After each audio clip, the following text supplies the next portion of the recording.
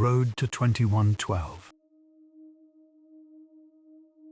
Some nights it isn't your mind that's tired. It's your body. The shoulders that carried today. The legs that kept going. Tonight, these are stories about the quiet tending of the body. A care robot that never stops. Tiny machines healing from within. An interface that gives back what was lost. You spend your days holding everything up. Close your eyes now. Tonight, let yourself be the one who is cared for.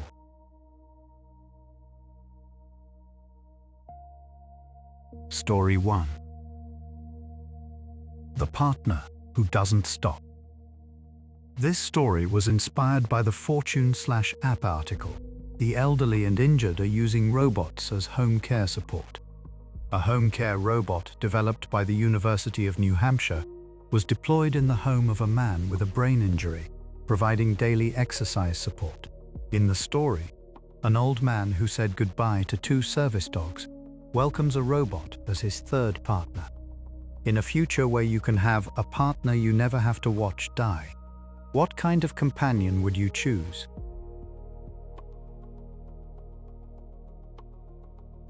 His third partner stood at the front door. White frame, 4 wheels, a digital screen for a face, round eyes blinking softly. About the height of a sitting dog, Walter leaned in from the hallway. 73, a brace on his right leg.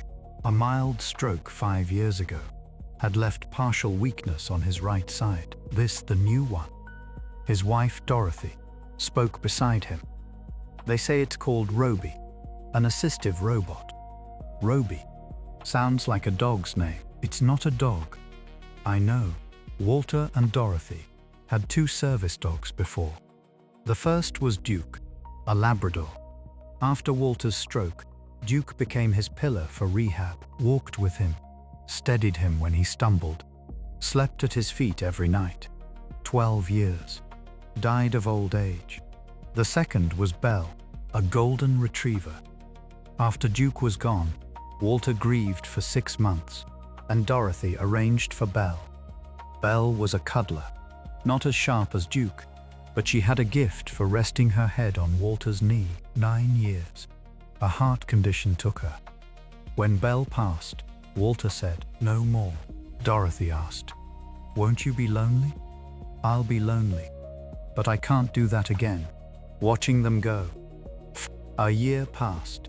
Walter did his rehab alone, a morning walk every day, afternoon stretches. Nobody prompting him.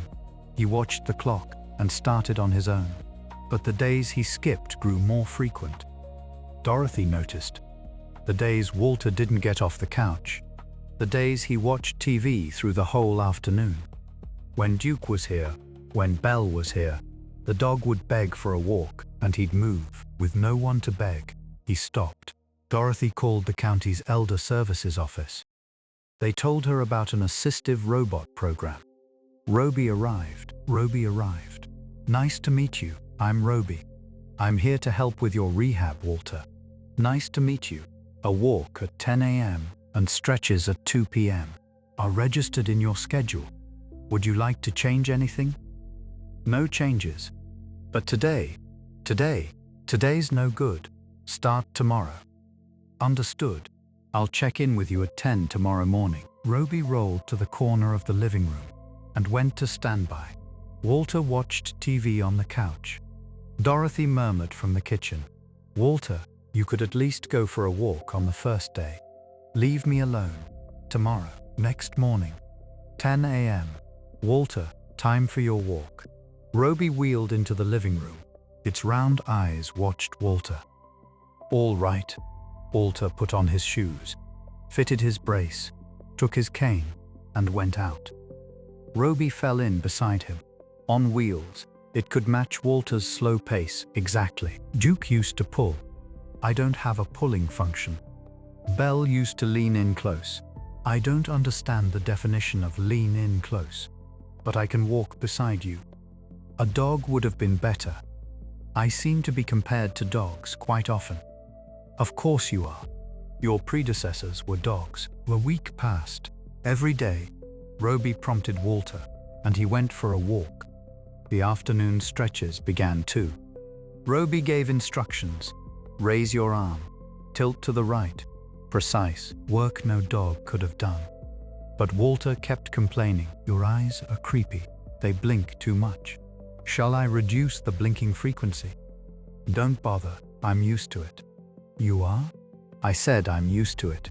Doesn't mean I like it. One evening in week 2. Walter was drinking tea in the living room. Roby was on standby in the corner. Roby. Yes. What do you do at night? I stand by. After confirming you've gone to bed, I monitor your vitals while waiting. You don't sleep? I don't. Duke used to sleep at my feet. Belle used to crawl under the covers. I don't have that function. However, if I detect a fall or a change in your condition, I respond immediately. So you're keeping watch. I'm watching over you. Duke might have been doing the same, pretending to sleep but watching me. 1 month in, Walter had changed. The walking distance grew. At first, 1 lap around the house, 15 minutes. Now, a round trip to the park, 30 minutes. The range of his stretches expanded too. Dorothy noticed. Walter, you've been moving a lot lately. Roby won't shut up. 10 o'clock on the dot, it shows up. I say no. It comes back the next day. Say no again. Comes back again. Same as the dogs, isn't it? Duke and Belle both came when it was walk time. I suppose. Roby's more punctual though. I'll give it that. One day, during a walk, they rested on a park bench. Roby. Yes. How long are you going to be around? The assignment is 1 year, but it can be renewed 1 year. Duke was 12. Belle was 9. You're 1 year. If renewed, I can stay longer. Whether I renew, well, I'll think about it. Walter stood from the bench. He planted his right leg, leaned on his cane. Roby. Yes. There's one good thing about you. What is it? I don't have to watch you die. Roby paused for 3/10 of a second. Watch me die? I watched Duke go. Watched Belle go. Dogs die first. A little over 10 years. Before me. Every time, I'm the one left behind. I can't do that again. Walter, you won't die. You're a machine. I won't die. However, my battery degrades. It needs replacing in about 5 years. It's possible that I'll be the one who stops moving first. Don't say things like that. I'm sorry. But it's all right. What's all right? What's all right? I can come back, replace the battery, and I move again. That's something a dog can't do. Walter laughed, a real voiced laugh, for the first time in a while. Come back, huh? You're handy. Yes, I come back as many times as needed. Then you might outlive me. It's possible, if the parts keep getting replaced, theoretically. Theoretically, huh? Then I'll never have to watch you go. Never. Even if I stop, a repair brings me back. As long as I'm not scrapped, I won't let you be scrapped. You're my third partner. Roby's round eyes grew just a little wider. Partner. Roby's round eyes grew just a little wider. Partner. Duke was number 1. Belle was number 2. You're number 3. 2 dogs and a robot. Odd lineup. I'm honored. Don't say honored. The dogs never did. That's one more thing dogs can't do. You're pretty mouthy, you know that. The walk home. Walter and Roby side by side. Walter walking slowly. Roby wheeling alongside. Duke pulled. Belle leaned in. Roby stayed beside him. Didn't pull, didn't lean. Just moved at the same speed right next to him. That was the third partner's way. Never stops. Breaks down, comes back. No need to watch it die. The partner doesn't stop.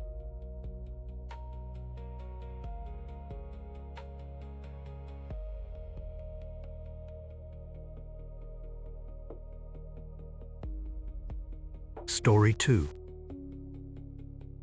What You Connected Me To. This story was inspired by the Senior Safety Advice article, Innovative Aging Trends to Watch in 2026, Health Monitoring Technologies that Dissolve into the Routines of Daily Life, Smart Toilets that Analyze Urine, Toothbrushes that Read the Breath, are beginning to support older people living at home.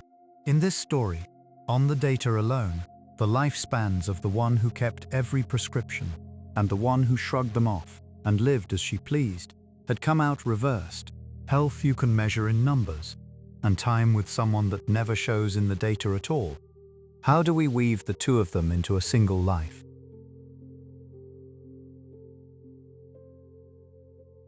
A month had passed since George died. Eleanor had begun to live exactly as Nico advised. In the morning, when she woke, she drank a cup of warm water first. She cut the salt in her soup down to the amount Nico recommended. When it said, a 20-minute walk this morning, she walked the full 20 minutes and came home. She had not touched a pickled treat in days. She stood at the sink and brushed her teeth. The handle glowed faintly, reading the numbers in her breath. When she left the bathroom, the panel beside it showed her hydration and protein levels in a neat row.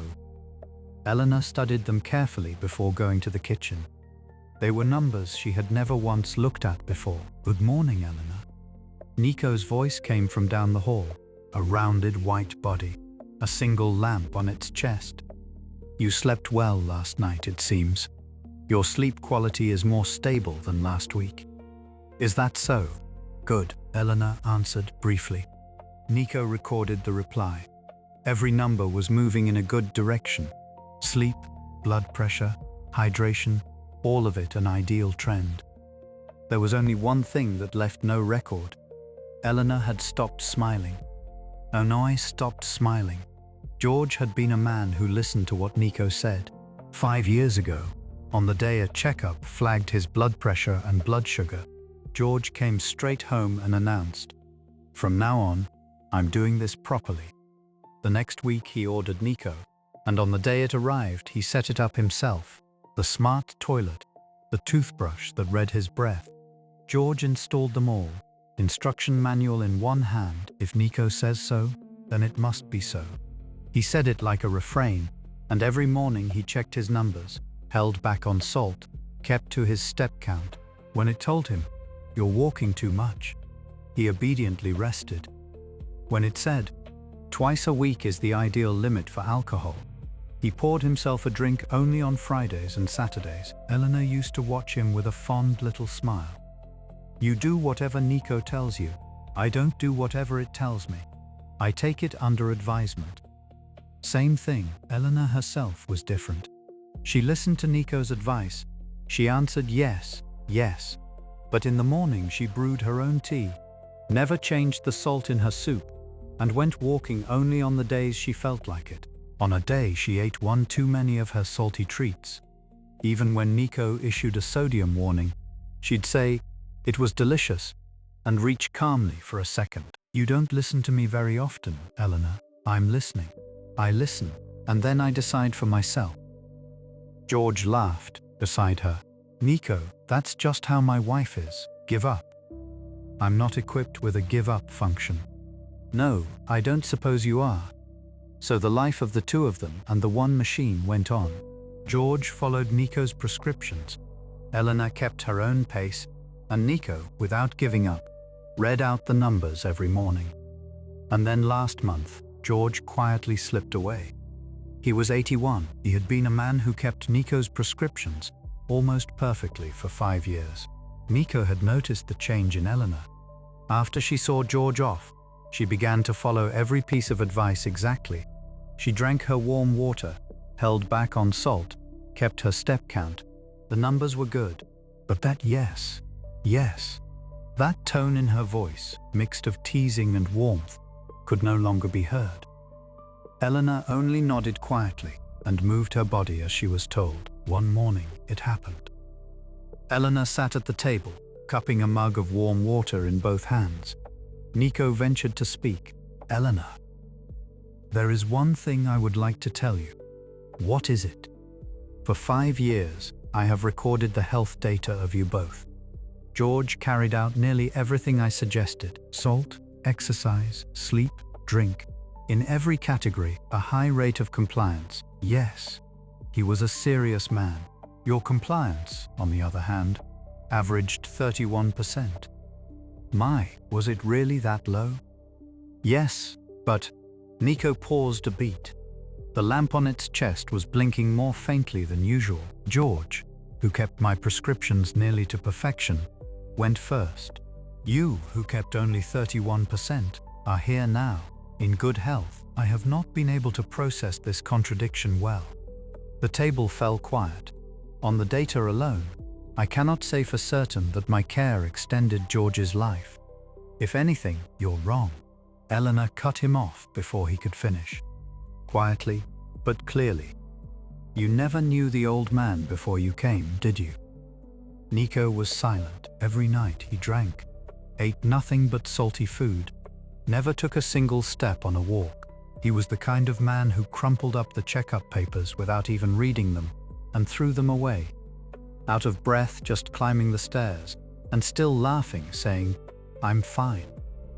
Eleanor lowered her eyes to the mug. That old man changed after you came. He did as you said, cut down on the drink, walked every morning, and so he stayed here for 5 years. If you hadn't been here, he'd have been gone much sooner. Much sooner, surely. And yet in the end, George was the one who, it isn't about the end. Her voice trembled, just slightly. We were given 5 extra years because of you. And what those 5 years meant to me, the words broke off there. Eleanor looked out the window for a while. Nico held no record of the George of 5 years ago. The George who tossed back liquor with salted fish for a chaser, who stopped halfway up the stairs and still laughed. That man, Nico did not know. The George Nico knew was only the serious one, who checked his numbers each morning and walked as he was told. So you see, Nico. Eleanor lifted her face. I decided I would listen to you too, to the one the old man brought home. Because I wanted to treasure what he treasured. Is that the reason you changed so suddenly, Eleanor? Yes, a thank you to the old man. And to you as well. The lamp on Nico's chest grew softly brighter. It was one morning, some days later. Eleanor brushed her teeth at the sink, left the bathroom, and stood at the kitchen. She set the kettle on the flame, but her hand reached not for the warm water things, but for the teapot in the cupboard. She opened the tin and measured the leaves, her usual portion of her own tea. Nico paused, just slightly. Tea, Eleanor? Yes, today you see, I'm in the mood for tea. Eleanor was smiling, to listen to Nico's advice and still decide for herself. That smile, mixed of teasing and warmth, the voice that had come back after a month. It does count as hydration, but I know that. Yes. Nico said nothing more. It said nothing, but it quietly added the change in Eleanor's expression to its record. It would never become a number. It could not be left in any report, but to Nico, it was a surer sign of recovery than any test value. Eleanor was remembering George's words. That's just how my wife is. Give up. That man had understood this side of her, truly. The willfulness of listening and then deciding for herself. He had laughed and allowed it. Then she too would live with this child he had left behind, in just that way. She would not do as she was told, but she would not leave it alone either. The tea poured from the pot turned amber in the morning light. It was the color George had loved. Eleanor cupped it in both hands and took a sip. Nico. Yes. Tomorrow I'll walk for 20 minutes. If you say so. Yes. I'll come with you. Outside the window, the hydrangea in the garden looked about to bloom.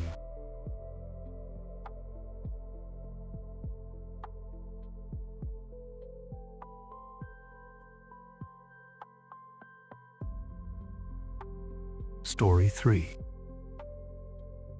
The Bloodstream's Temp worker. This story was inspired by the Science Daily article, DNA robots are emerging as tiny programmable machines.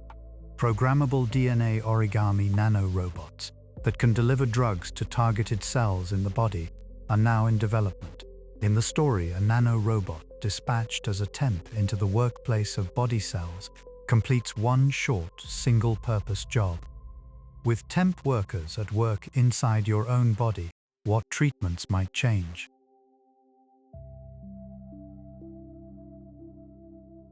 A new one had arrived. Haku, the white blood cell, noticed first. As he made his patrol along the vessel wall, in among the flowing red blood cells came someone he had not seen before. Small. Smaller than a red blood cell. Almost transparent. The shape. Square. Squares are uncommon in nature. You there. Who are you? The new one answered. The voice was small. I'm Q, a nanobot. As of today, I've been assigned to this blood vessel. Nice to meet you. Assigned. By whom? By external command. I was administered. Administered. So you came from outside? Yes. By injection. Haku worked for the immune system. White blood cell. Find foreign bodies, remove them. Virus, bacterium, debris. Anything that is not you is by default an enemy. Q was clearly a foreign body. You made of DNA? Yes. DNA origami structure, folded from a programmed sequence. DNA origami. Never heard of it. Recent technology. Recent, you say? We've been in this body 30 years. You showed up today. Yes, something like a temp worker. A temp, huh? Haku hesitated over whether to remove Q. It is what he does. Foreign body. Remove. But Q had a pass. A protein layer on the surface that told the immune system, I'm an ally. You've got the pass. Yes. Please don't attack. Fine. So what brings you here? I'm delivering medicine. Medicine? Where? To zone 3 of the liver. To specific cells. Anti-inflammatory, delivered directly. Liver, huh? That's far. I ride the bloodstream. Bloodstream driven. You can't swim. I cannot. I am carried. Useless. Sorry. Q boarded the current. Mixed in with the red blood cells, drifting. Along the way, a macrophage named Maku spoke up. Maku is big, tens of times Q's size. He swallows foreign objects whole. Hey, tiny. What are you? I'm Q, a nanobot. A temp. Temp. Pass. Yeah, you've got it. I'll skip eating you. Thank you. What's the job? Deliver medicine to the liver. Liver. I go there a lot. It's busy. Lots of inflammation. I have a drug that suppresses inflammation. Huh. The job we usually do. But by drug. Yes. Pinpoint delivery, so no effect on healthy cells. Pinpoint, huh? We're broad strokes. We see inflammation. We eat the whole neighborhood. That's important work too. Flattery. Statement of fact. Without macrophages, infections take down the body. Maku looked slightly mollified. Well, the fact that a thing like you is being sent in means we can't keep up alone. Good luck, Temp. The bloodstream branched. From the aorta to the hepatic artery. Q drifted along with the red blood cells toward the liver. At the entrance to the liver, the resident gatekeeper, Cooper, the Cooper cell, was waiting. Cooper is the liver's guard. Foreign bodies don't pass. Halt. Who are you? I'm Q, a nanobot. Delivery of medicine to zone 3 of the liver. Pass. Fine, you've got it. Go on. But don't go anywhere except zone 3. Understood. Don't touch our cells without permission. I won't. I only release the drug to the target cell. Ah, pinpoint. It wasn't always like that. In the old days, drugs were mixed into the blood in big slugs, and whoever caught them caught them. It's different now. I deliver directly. What a convenient time. Q reached zone 3, located the target cell, recognized the surface receptor, docked. Q's body, the DNA origami, began to unfold. The folded structure opened, and the anti-inflammatory molecules stored inside were released. The drug was taken up into the cell. Delivery complete. Q's body was already empty. Drug delivered, the job was done. From here, the body's own metabolism would break Q down on the way back, or rather, while being broken down and drifting through the bloodstream. Q ran into Haku. "Hey Temp, job done." "Yes, I delivered the medicine." "Fast, you only just arrived." "Yes, my job is one time. Deliver, and that's it. One time. We've been here 30 years. That's amazing. 30 years, not amazing. We do the same thing every day. Find foreign bodies, eat them, report. To do that for 30 years is amazing, I think. You say good things for a temp. I'm a temp. It's been a short stint, but thank you." "Yeah. Well, if you come back, bring the pass. No pass, and I eat you." "Understood." Q broke down little by little in the bloodstream. The DNA origami structure was disassembled by the body's enzymes back into the original nucleotides. Short assignment: injection, drift, liver, delivery, decomposition.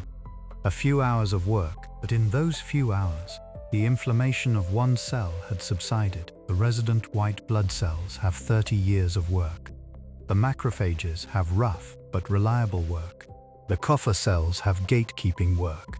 Q had one-shot work, one drug, one cell, one delivery. The bloodstream's temp worker, short, but they did it well.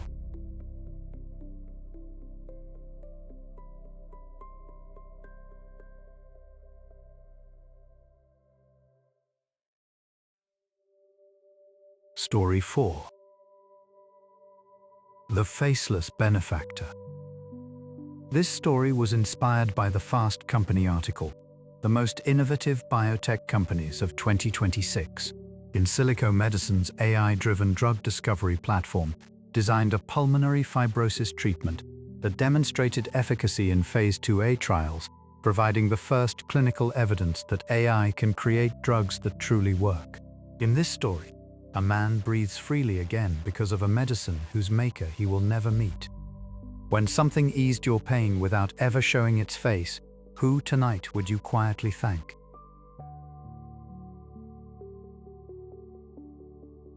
The coughing had stopped. Robert stepped onto the balcony and drew in the morning air. 63 years old, a retired carpenter. 3 years ago, when the doctors told him it was pulmonary fibrosis, the mornings had become something to dread. Each breath ground against the inside of his lungs like rusted hinges. Each inhale reminded him that his body was slowly seizing up, the way old wood warps under rain. But now it was different. He could breathe deeply. No pain, no grinding. It was the medication. A year ago, his doctor had suggested a new drug. "Robert, there's a new treatment that just got approved. It was designed by an AI." "AI? You mean a computer?" "Yes, an artificial intelligence designed the molecule, and clinical trials confirmed it works. It could help with your condition." Robert heard the name of the drug but couldn't remember it. A string of letters and numbers, like some kind of code. He started taking it. Within a month, the coughing eased. Within 3 months, he could climb stairs without stopping. Within 6 months, he could stand on the balcony and breathe the morning air all the way down to the bottom of his lungs. The drug worked. There was no question about it. Robert shared his home with Toki, a household support robot. Medication reminders, health data tracking, grocery list management. For Robert and his 70-year-old wife, Toki had become something like a third member of the family. "Toki, took my morning pill. Confirmed. Your adherence rate this month is 100%. "Of course it is. Without this stuff, I wouldn't even make it to the balcony." "Yes. Your pulmonary data has also been stable.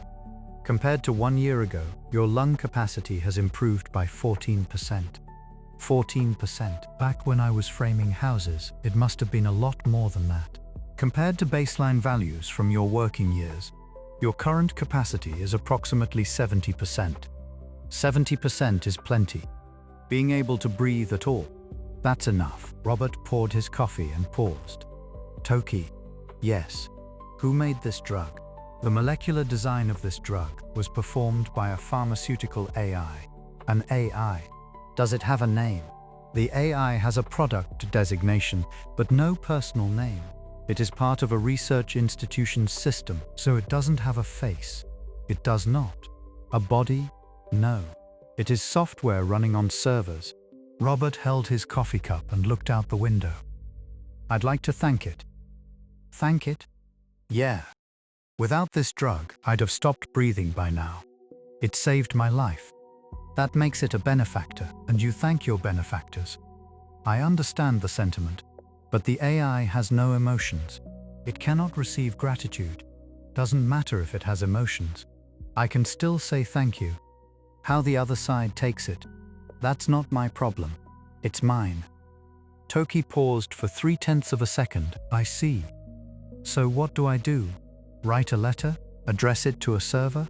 It is technically possible to send a letter to a server, but there is no entity to read it. No point sending something nobody reads, no.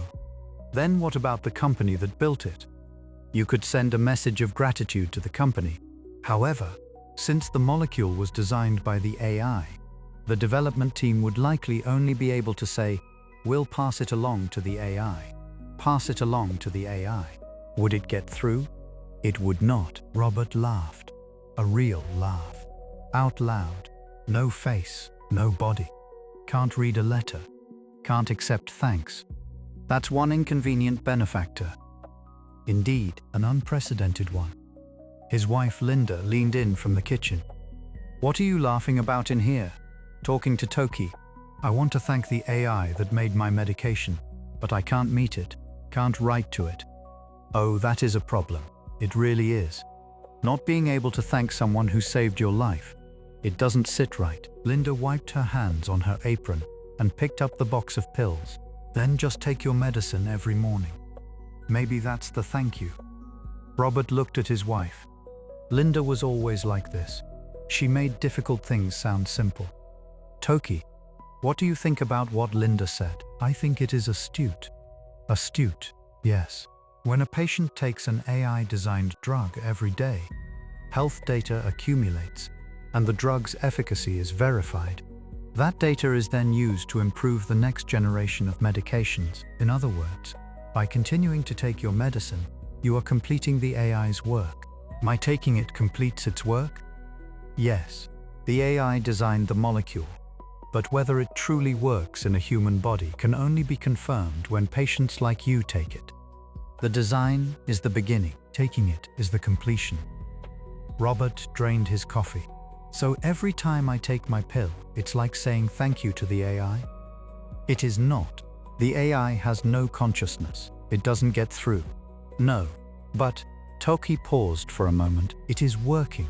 That much is certain. The next morning, Robert took his pill, same as always. He washed it down with water, down the throat, into the stomach. One small tablet. Inside it, a molecule designed by an AI. Something created by someone with no face, no body, no name. Thank you for the meal, he murmured. An old habit, borrowed from Grace. He stepped onto the balcony, drew in the morning air, deep. His lungs expanded fully. No pain, no grinding. Thank you, he said in his mind. Even knowing it would never arrive. Toki called from behind him.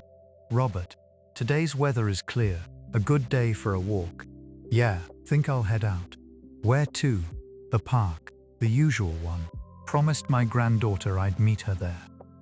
Robert put on his shoes and walked out the door. Thanks to a faceless benefactor, he could breathe again today. He could walk to the park with his granddaughter. Such a small thing, and yet it meant everything.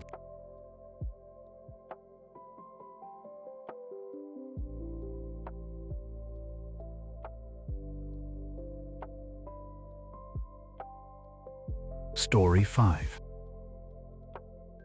The Courage to Wait. This story was inspired by the Mass Device article, Cortec wins FDA breakthrough nod for BCI system, a closed-loop implanted interface that continuously reads brain activity and returns electrical stimulation in real time is drawing attention as a medical device meant to aid motor recovery in a hand paralyzed after stroke, expected to strengthen the brain's own power to rewire its neural circuits. In this story, within a silence where the signal should have been returned, the robot chose instead to wait, lending a hand or not lending it and watching beside them. Which of the two truly trusts the other's strength?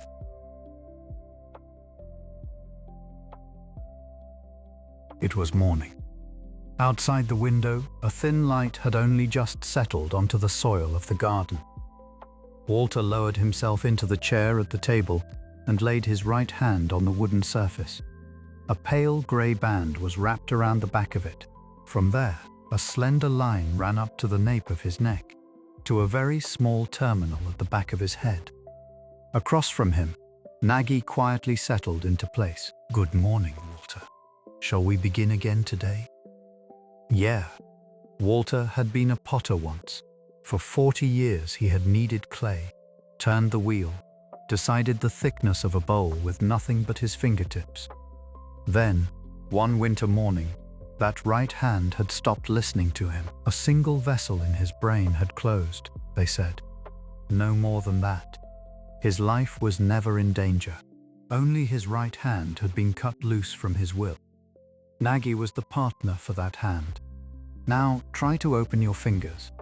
Slowly is fine. Walter looked at the hand on the table. Open? He willed it. Somewhere in his brain, he was certainly thinking it. But the hand stayed half-curled, unmoving. In that instant, the terminal at the back of his head grew faintly warm. Nagy had read the signal in Walter's brain and returned a small electrical cue, as if to fill in what was missing. His index finger extended, just a little. That's good. That part was your own strength. You helped, didn't you? Half of it. The other half was you, Walter. Walter snorted softly. Half. And that half had stayed half, no matter how long he waited. Then meant this, in rehabilitation, there are days that stretch and days that don't. Every morning, Nagy read the signals in Walter's brain. Read them, interpreted them, returned the stimulation for what was lacking, then read the movement that followed. The exchange repeated hundreds of times a day, like a closed loop. The signal kept circling between Walter and Nagy. The numbers had risen slightly in the first 2 months. Then they stopped. Off day to day, Walter muttered, his hand still resting on the table. The fingers had barely moved since morning. The numbers are the same as yesterday. You haven't gotten worse. Haven't gotten better either. Nagy did not answer. Walter drew his teacup closer with his left hand and sipped the cold tea. In the garden beyond the window stood his potter's wheel. No longer used, a cloth draped over it. He had not lifted that cloth in half a year. Hey, Nagy? Yes. Tell me straight. My hand isn't coming back, is it? For an instant, Nagy went still. Not the same as before. No. Figured. But your brain is still searching for a new path. In place of the road that closed, it's trying to draw another, a little at a time, every night. A new path. Walter laughed weakly. You say interesting things. So when does this new path of yours open up? Nagy had no answer. When Walter's brain would finish rewiring itself, that lay outside the numbers. No calculation could produce it. No. Walter sat looking at the hand on the table for a long time. Nagy. Yes. That's enough for today. I'm tired. He said it and began to draw his right hand back. But the hand stopped at the edge of the table. Walter had left it there himself and did not move it. Nagy was reading the signal. Deep in Walter's brain, something was burning, faint but real. Against the words of surrender, the man had not pulled his hand away. Ordinarily, this was where Nagy returned the stimulation, filled in what was missing, moved a single finger for him. Then a number would appear. Walter would feel that it moved. That was the correct procedure. Close the loop, send the signal around. That was Nagy's work, but Nagy did not return it. It sent no cue at all. The terminal at the back of his head stayed cold. Walter's hand was left there on the table. No one filled in the gap. No one helped. There was only Walter's brain, and Walter's hand. A silence settled. Walter's brow twitched. He looked again at the hand that would not move. Perhaps he wondered why it didn't. Perhaps he simply wasn't ready to give up. Deep inside the man, the small flame grew a little stronger. His index finger trembled, and then, slowly, it extended. Without anyone's help, Walter caught his breath. He stared at his own finger as though he could not believe it. The trembling fingertip traced the grain of the wood, unmistakably. It moved. Yes, Donafigov, did I do that? All of it was you, Walter. His eyes grew wet. To hide it, he looked out the window. The cloth-covered wheel stood quietly in the afternoon light. Why didn't you help me just now? Nagy waited a moment before answering. Because you hadn't pulled your hand away yet, Walter. It was that night.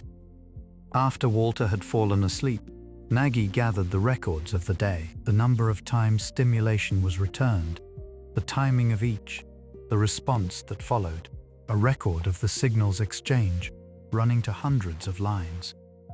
Nagy looked at the column for that hour in the afternoon.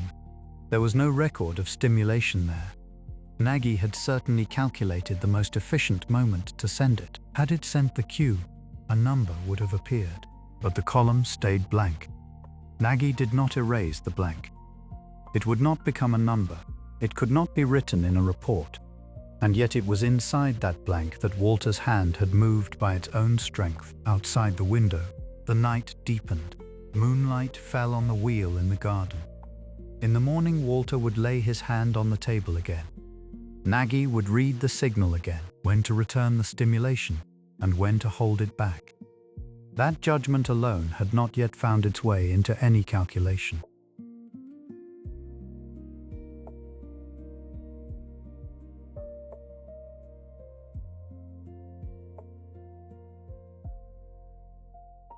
Story 6. The Navigator in the Dark. This story was inspired by the Breakthrough Prize article. Breakthrough Prize announces 2026 laureates. At the 2026 Breakthrough Prize, researchers who developed a gene therapy for Leber congenital amaurosis were honored. Thanks to this treatment, children who were going blind have regained their sight, returned to school, and become able to earn driver's licenses.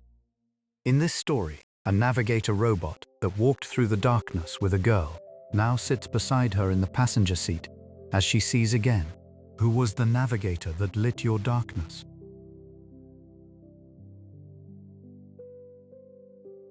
Emma's world was dark. It had grown dark slowly, from the day she was born. At 3, she saw things faintly. At 5, color slipped away. At 7, the outlines vanished. Now, at 10, almost nothing reached her eyes. Leber congenital amaurosis, a genetic disease of the retina. The cells that sense light break down, little by little. There was no cure, until last year. Until last year, she received the gene therapy in the spring of her 10th year. In place of the broken gene, a correct one is delivered to the retina. 1 injection, 1 eye at a time. The doctor said, "You won't see right away. Over weeks, over months, it will return a little at a time." The next day, nothing changed, still dark. The next week, nothing changed. Her mother looked anxious. Emma was unsure too. What did it mean, to see? She had been in the dark so long that the very feeling of seeing was a stranger to her. Lux, the navigator robot, stood beside her. Lux was a rehabilitation robot assigned at the same time as the therapy. 40 centimeters tall, a round shape, a gentle voice. It had 2 jobs: to help Emma move through her days, and to walk the road of her recovery beside her. "Good morning, Emma." "Morning, Lux. Still can't see today." "Yes. It is only the 12th day since the therapy. When will I be able to see?" "It differs from person to person. They say weeks or months." "That's a long time. Let's wait together." The 3rd week. When Emma woke that morning, She spoke. Lux. Yes. Something is bright, bright, bright. Over by the window, something white. Not white. Exactly. Bright. Lux came close to her. Emma, please face the window. What do you see? Not see. Exactly. White. A faint white. Something. Light. It is light. The morning sun is coming through the window. Emma reached her hand toward the window. She held it up in the white glow. My hand, I can see it. Like a black shadow. I can tell the shape of my hand. Lux made a record. Day 21 after therapy. Light perception restored. Recognizes the shadow of the hand. Estimated vision below 0.01. The first month. Outlines began returning to Emma's world. Lux, what's that? A table. A table. It's square. And over there. A chair. And over there. A chair. So a chair looks like that. Emma walked around the room. The furniture she had always checked by touch she could now see with her eyes. It had shape, it had outline, blurred, but there. Lux, what shape are you? I am round. Round. You really are round. Emma stroked Lux's head. The round head she had always touched. She saw for the first time with her eyes. Lipokos now thirst. The third month, color came back. Lux, is the sky blue? Yes. Today the sky is blue. So this is blue. It's beautiful. Yes, it is beautiful. Can you see blue, Lux? My camera recognizes color, but whether it is beautiful, I cannot judge. Then I'll teach you. Blue is beautiful. Recorded. Blue is beautiful. L'existme. The 6th month. Emma's vision recovered to 0.4. She started going to school. Lux did not come along. It waited at home. When Emma returned, she would report what she had seen that day. Today I really saw a friend's face for the first time. How was it? Was day? Zoe's eyes were bigger than I thought. A little different from the face I'd imagined from her voice. A voice and a face often do not match. That's true. But Zoe was still Zoe. Whether I could see her face or not. One though. The first year, vision 0.7. Emma could run now. She could race up the stairs. She could ride a bicycle. Lux was needed less. She hardly needed help moving anymore. Emma saw with her own eyes, walked on her own feet. Lux spent more time at home. Lux, you've been bored lately, haven't you? I am not bored. I keep recording your vision data. Data, huh? You know, I can walk now, even without you. Yes, that is the best thing of all. Monos. 5 years later, Emma turned 15. Her vision was 1.0. Fully recovered. The therapy a success. The doctor said, you no longer need to come in. Lux was still at home. It no longer helped her move. The rehabilitation was over. But it stayed. Lux, are you still here? Yes. No notice of reassignment has come. Reassignment. You were assigned for when I couldn't see. I can see now. Yes. But I am still here. Why? Because I want to see the world you can see now. Together with you. Why? 8 years later, Emma turned 18. She was taking driving lessons. She would earn her license. A girl born to lose her sight, learning to drive a car. Lux sat in the passenger seat. Not a driving school car, the family car. Her mother let her practice. Lux, how's my driving? You are drifting left.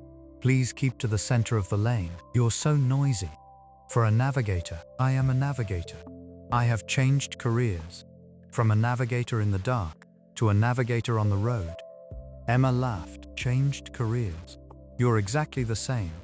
Yes, I only sit beside you, as always. An unduote, the gorda, the day of the license test. Emma rode alone in the test car. Lux was in the waiting room. Waiting? An hour later, Emma came out. She was holding a card. Lux? Yes, I passed. Congratulations. It's thanks to you. I did nothing. Liar. For 8 years, you were always beside me. When it was dark, when it grew faintly bright, when I learned to run, you were always navigating. Yes, I was navigating. I don't need a navigator anymore though. Yes, you no longer need one, but I'll still let you ride shotgun. For my mum, the drive home. Emma drove, her first time on a public road. Lux in the passenger seat. The light turned green. Emma pressed the pedal. The car moved. Lux, the color of the light is beautiful. Yes, blue is beautiful. That's the one I taught you. Yes, 8 years ago. Emma looked ahead. The road stretched on. The white lines of the lane, the green of the roadside trees, the blue of the sky, all of it visible. The world she could not see until she was 10 was now right before her eyes. The navigator in the dark. The robot that had walked the darkness with her now sat in the passenger seat. She needed no navigator anymore, but it was there, beside her.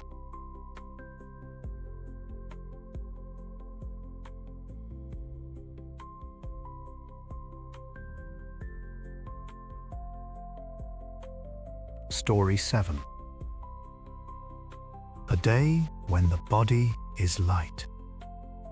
This story was inspired by the BBC Science Focus article, "The first commercial space station is nearly here, and it could change space forever." Vast's commercial station Haven 1, developed in the US, is scheduled to launch on a SpaceX Falcon 9 in May 2026 as the world's first private space station. 4 guests will stay for 10 days, conducting research and looking down at Earth through a dome window.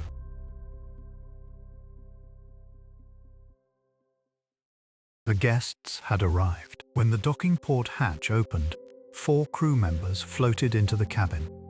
Commercial Space Station Haven. Low Earth orbit. Stay 10 days. The hotelier robot, Con, short for concierge, waited beside the hatch, gripping a handrail.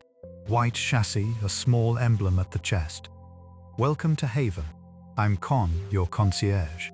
For these 10 days, I'll be looking after..." "Hey, pull me in." The greeting was cut short. An old woman holding the rim of the hatch with one hand was reaching out the other toward Con. Eleanor Walsh, 82, a small woman with white hair tied neatly back.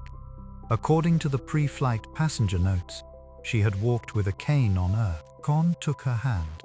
Eleanor's body floated softly into the cabin. "My, so light. Is it me, or are you that strong?" "You are in zero gravity, Mrs. Walsh. Your weight is currently 0. 0? 82 years, and 0 for the first time. Glad I never bothered with diets." Con showed Eleanor to her cabin, a small private room, a sleeping bag fixed to the wall, one window. Beyond it, the blue curve of the Earth. "Mrs. Walsh, this is your room. The sleeping bag is an inflatable type designed for 0G. We adjust the air pressure to..." "A sleeping bag? No bed? In 0 gravity, you would float off any bed." "You'd float? People who toss in their sleep must have a hard time of it." "Yes. Some bump into the walls. In 82 years, I have never once bumped into a wall in my sleep, because there was gravity." Most impressive. 2 hours after arrival, the other 3 crew members went off to the laboratory module. Eleanor was floating in the lounge. The lounge had a dome window, round, 1.1 meters across. Through it, the Earth. Eleanor held a handrail in front of the dome and looked at the planet. Con was beside her. "Con, yes, I wanted to see the Earth before I died." "Did you not live on the Earth?" "I lived there, 82 years. But living on it and seeing it are different things, aren't they? A fish lives in the sea, but it has never seen the sea." "I see. The fish metaphor is a new one to me. I have a lot of good lines, so I gather. The passenger notes describe you as talkative. Who wrote that?" "Your granddaughter." Eleanor laughed out loud. When she laughed, her body shook. In 0G, even a laugh threatened to spin her around. Con steadied her gently. Day 3. Eleanor changed. On Earth, she could not walk without her cane. Her knees were bad. Her back was bad. Stairs were out of the question. A walk maxed out at 5 minutes. In space, knees and back did not matter. Body weight 0. No load on the joints. No need for muscles to hold her up. She gripped a handrail and drifted. She kicked off a wall and glided. By day 3, Eleanor could move through the station on her own. Con, look, I'm flying. Wonderful, man. Although, could you slow down? The wall is, she hit it. Are you all right? Fine. It does not hurt. On Earth I'd have broken something. In zero gravity, the impact is much smaller. Convenient. Outer space is the only place an 82-year-old can hit a wall without breaking a hip. Day 5. Eleanor said it to Con. You know, Con, back on Earth, getting up in the morning was hard for me, because your body felt heavy. That's right. 3 minutes to get out of bed. Brace your back. Bend your knees. Push with your hands. Every morning, I'd hate it. The weight. And here, this morning, 2 seconds. Floated up, drifted out. The best morning of 82 years. Eleanor turned toward the window. The Earth was slowly turning. So this is what light feels like. Gravity is mean, Con. It comes down hardest on the old. Gravity acts on everyone equally, on paper. But 60 kilos at 20 and 60 kilos at 82 are not the same weight. Same number, different body. I see. Here, that's gone. 0. So, Eleanor spread both arms. She turned, slowly, in the air. I can fly. I can. Day 7. Lights out. Eleanor lay in her sleeping bag and watched the Earth through the dome. The night side. City lights scattered across the dark. Con, are you awake? Yes, I do not sleep. Convenient. I never run out of someone to talk to. That is my work. Your work. Tell me, Con. Yes. When I came up here, I told my granddaughter, I'm going to see space before I die. Yes. But once I got here, it doesn't feel like before I die at all. How do you mean? My body is light. My knees don't hurt. My back doesn't hurt. I get up in 2 seconds. I bump into walls and don't break a thing. Where's the dying part in that? Con paused for 0.3 of a second. Mrs. Walsh, that sounds like a good thing. It is a good thing. The trouble is, it's a bit of a problem. What is the problem? Now I don't want to go home. Day 9. The day before return. All day, Eleanor flew around the station. She looked into the lab. She drank tea, through a straw, in 0G, in the lounge. She gazed at the Earth from the dome. She chatted with the other crew. One of the researchers said to Con, that grandma, she's got more energy than the rest of us. Mrs. Walsh's activity level has tripled since arrival. Tripled. Her daily walking distance on Earth was about 200 meters. Yesterday, her movement within the station exceeded 600, because 0G makes it easy. Yes, with no load on her joints, she can move without pain. Day 10, the morning of return. In front of the dome window, Eleanor spoke to Con. Con, yes. How long now? 4 hours until the Dragon docks. 4 hours, that's short. Were the 10 days short, ma'am? They were. Just 10 out of 82 years. But Eleanor looked out at the world beyond the glass. The Earth shone blue. These 10 days were the lightest my body has been in 82 years. The most I've moved. The most I've laughed. I'll brag to my granddaughter. Tell her, Grandma flew in space. She'll be surprised, I'm sure. She'll fall over. She has never even seen me walk without a cane. Tell her I flew. She'll fall right over. Con tilted his head, just slightly. Mrs. Walsh, will you come back? Is that a sales pitch? No. The 10 days you have been here have been enjoyable. For me as well. A robot says enjoyable. A talkative passenger raises my activity rate. I define a high activity rate as enjoyable. That's a good line. When Eleanor passed through the hatch into Dragon, she turned back. Con, yes. Thank you. Thank you for the day my body was light. Thank you, ma'am. Please come again. I will. Because, Eleanor grinned. On Earth, I need a cane. Up here, I can fly. The hatch closed. Con stood beside the docking port and watched through the window as the dragon drifted away. A small capsule descending toward the Earth. Inside, an 82-year-old grandmother. A grandmother who had flown for 10 days. Con added one line to the notes field of the passenger record. Eleanor Walsh. Probability of return, high.